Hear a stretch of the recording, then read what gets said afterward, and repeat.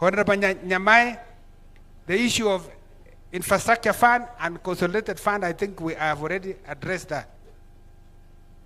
Then Honorable Mathenge, I think I've answered your question on the macro versus micro. Mishi Boko, I want to assure you that the mergers will not affect the projects. We will ensure that the projects that are existing continue. Mathenge, what's out of order? What's out of order, Mathenge?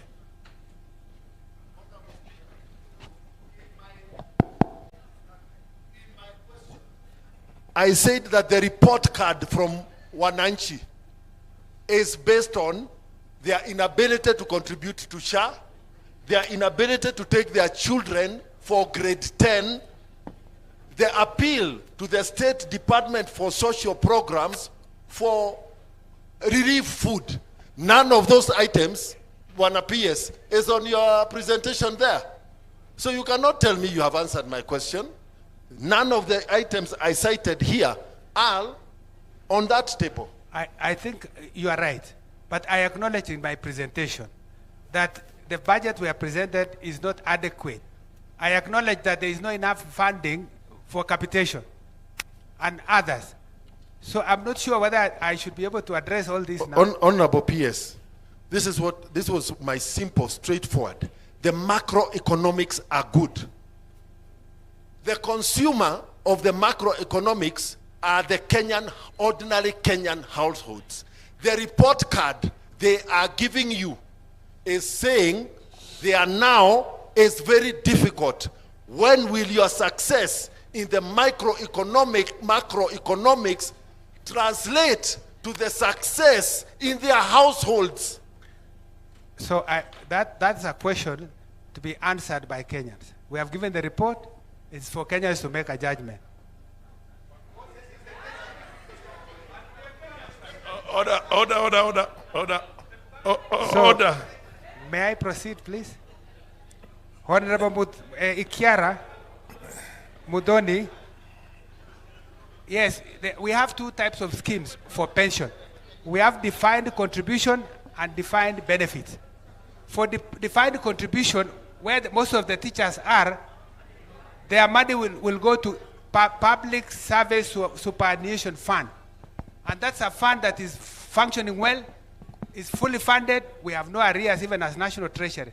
And you will find that that fund is working. Anyone who retires will get their money. The one on defined benefits is what is still under the National Treasury, which we have worked very hard to make sure that we fully fund it. We have had delays here and there, but I think I indicated that there are reforms which have been instituted, including online registration, and now pensioners have been asked to, no one will be paid without being registered online. Then we have worked with public service to get the payroll system so that as soon as someone is leaving, we get the data and it goes straight to the pension department and the pension will be paid. So if we could give a report of the recent past so that you see what action we have taken to address that issue, because we have made a lot of progress on that front. Honorable Mukami, you know I've been told to rush, so I am listening to the speaker. And I indicated no projects will be left, no workers will lose their jobs, even with the mergers. That is the instructions we have. So no one should be worried that they will lose their jobs because there is a merger.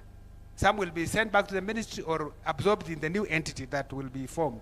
But at least we'll avoid paying rent where it's not necessary and incurring other utility costs which are not necessary. We will give you the list of affected institutions. Then I think Honorable Mukami, that must have been a question for Chairman. Honorable Kirwa, the stable shilling. Our policy as government of Kenya is that we have a competitive, a market-determined exchange rate. Market-determined exchange rate means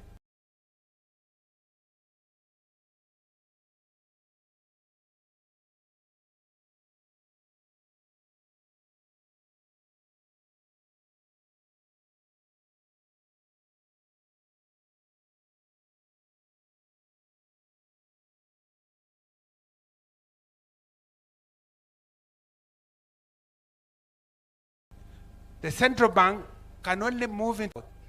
Currently, where it is a reflection of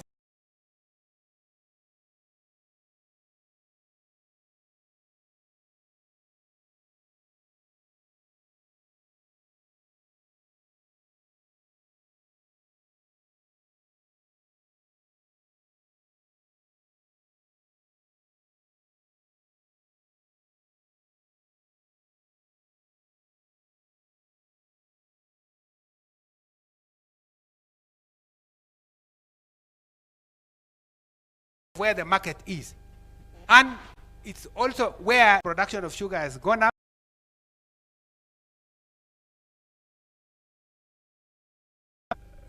Have gone down. We paid last year, we made deliberate efforts